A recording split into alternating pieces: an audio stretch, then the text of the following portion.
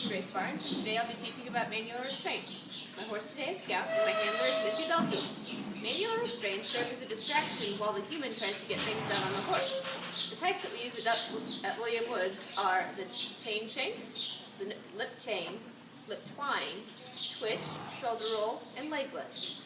The most basic form is displayed here with a halter and lead rope. The first manual restraint I'll be demonstrating is the chain shank. For safety purposes, I'm going to ask my handler to stay on the same side of the horse as me at all times, unless otherwise notified.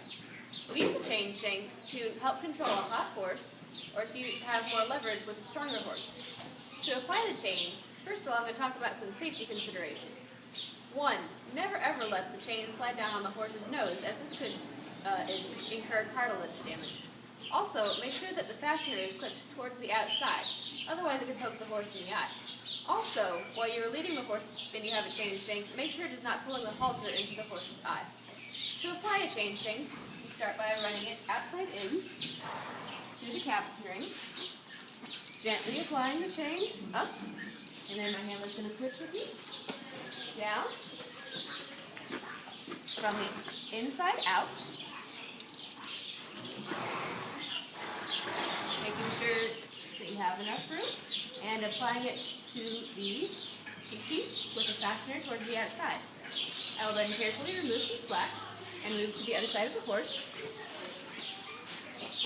and double check it to make sure that it is comfortable for the horse and that the chains are lying flat up against the nose.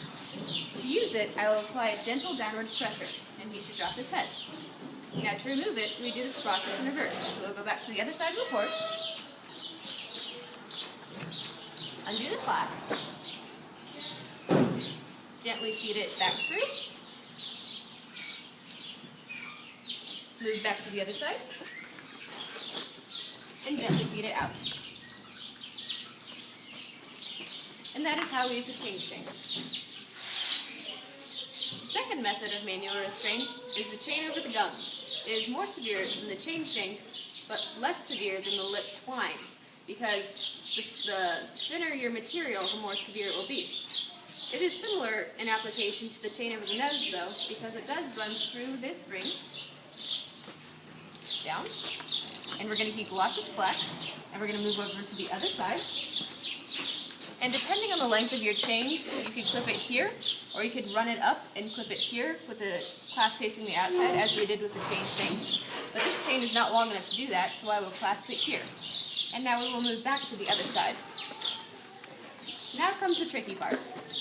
We want to make sure that this goes under the horse's lip and on its gums, but does not hit his teeth. So when I go to apply it, I'm going to carefully lift it up under his lip and apply pressure so that it does not hit his teeth. Here we go.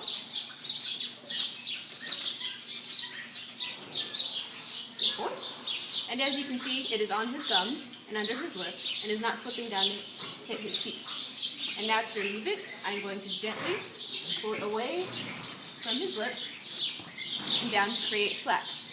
And now I'll go back to the other side to remove it. We will unclasp it, go back to the other side, and gently remove it. And that is how you utilize the chain over the gums. My handler today has switched to Kelsey Bromley. I'm going to talk about lip twine now. It's more severe than lip chain because it is a thinner material, and generally the thinner the material, the more severe it will be. This is made out of simple baling twine, and it has a loop at the end to make application more easy. Some cautions with the lip twine is, A, you should never tie a horse with it on, and you should never leave it on for too long, as that could cause gum damage and cause pain in the horse. To apply it, we have to start on the opposite side, so I'll ask my handler to move over with me. I'm going to run it out of the capstan ring, then I will run it through the loop and make sure that that is secure, and then we will cross back to the other side. Run it from the inside out, like so. Now to apply it, it's very similar to a lip chain. I'm going to take it in my hand, I'm going to run it up under the lip over the gum, apply downward pressure to keep it in place, and as long as I'm using it, I'm going to keep steady downward pressure. Now to remove it, I'm going to take my thumb, bring it away from the mouth, and down. And then I will take it out. We will move back to the other side. And I will untie it.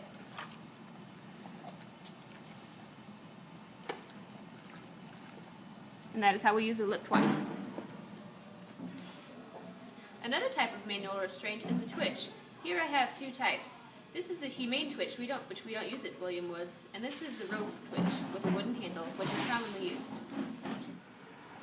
Alright, some cautions with using the twitch. The twitch is a distraction only as long as the analgesic is in effect. The analgesic will wear off after 10 to 12 minutes, so always take the twitch off before this period ends. Also, never ever ever let go of the twitch. The horse will then be able to use it to swing around, and it is very dangerous. So try to secure it beneath your armpit after it is on the horse. Now, to apply it, I'm going to put 4 fingers with the tips in here, leaving my pinky out. I will then go up and grasp the muzzle and begin twisting. Once I have my fingers out, I'll begin twisting, and then after it is tight enough to not slip off, I will then hold the twitch securely. Here we go.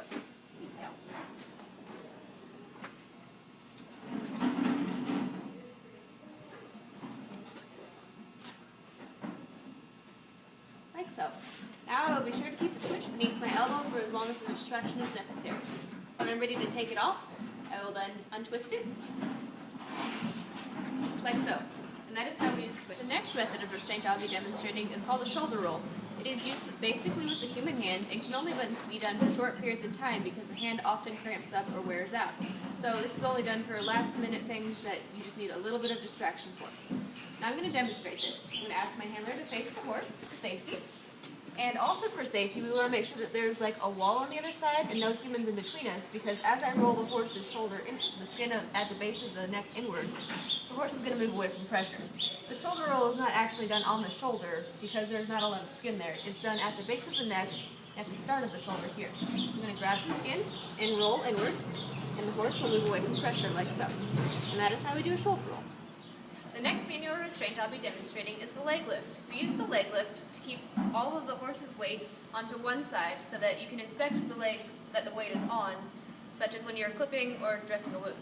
To do this, for front legs, we will pick up the opposite front leg, and for hind legs, we will pick up the front leg on the same side. We do not pick up hind legs because they're stronger than the front legs, and it's easier for them to set them down or to hurt you with it.